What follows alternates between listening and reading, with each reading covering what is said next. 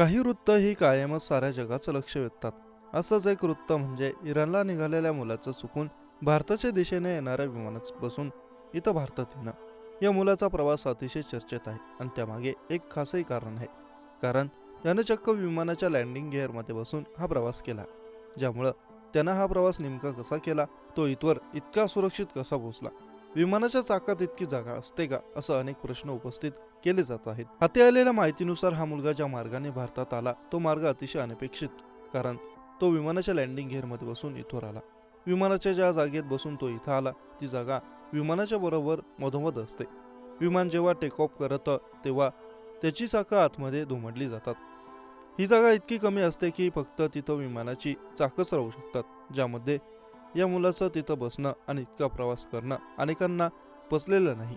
स्पष्ट सांगावं तर ही जागा अजिबातच सुरक्षित नाही, कारण इथं टायर असतात, ज्यामुळं इथून प्रवास करण्यात 99% मृत्यू होण्याची भीती असते. कारण हायड्रोलिक पद्धतीने विमानाची चाकं आत येताना कोणाचाही मृत्यू होऊ शकतो. शिवाय कोणी व्यक्ती जर वाचली तर हजारो फुटांच्या उंचीवर ऑक्सिजन कमतरता जाणवते आणि तापमानही उणे 50 अंशाच्या घरात असतं, ज्यामुळे मृत्यूचा धोका सतावतो. एविक्शन तज्ज्ञ राहुल बोराडे यांच्या माहितीनुसार विमानाच्या लँडिंग गिअरच्या भागात खूप मोठी जागा असली तरीही तिथं बसता येतं.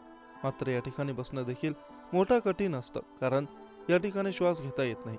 विमान हे 30 ते 40 हजार फुटावर उंच उडत असतं आणि तेव्हा 40% तापमान विमान परिसरात असतं. अशा 100 घटना घडल्या असतील, मात्र यातील 20%च लोक हे जिवंत राहिले असतील, असं माझ्या ऐकण्यात वाचण्यात आलं आहे. या मुलाचंही असंच झालं असावं. देवानेच त्याला जीवदान दिलं असावं. आता मुलगा नेमका कसा विमानात शिरला ते पाहूयात. काबूल विमानतळावर प्रवाशांमागे लपून तो घुसला आणि मागील मध्ये लँडिंग गिअरमध्ये तो लपला. त्याचा उद्देश इराण होता, पण चुकून दिल्लीच्या फ्लाईटवर चढला. लँडिंग गिअरमध्ये चाकांसाठी डिझाईन केलेली अरुंद जागा असते. मोठ्या विमानामध्ये थोडी जागा शक्य, पण हे धोकादायक असतं. हा प्रवास 94 मिनिटांचा, म्हणजे 2 तास. कमी वेळ आणि कमी उंचीमध्ये ऑक्सिजन आणि थंडीचा पूर्ण परिणाम झाला नाही, अन्यथा 76% प्रकरणांमध्ये मृत्यू होतो.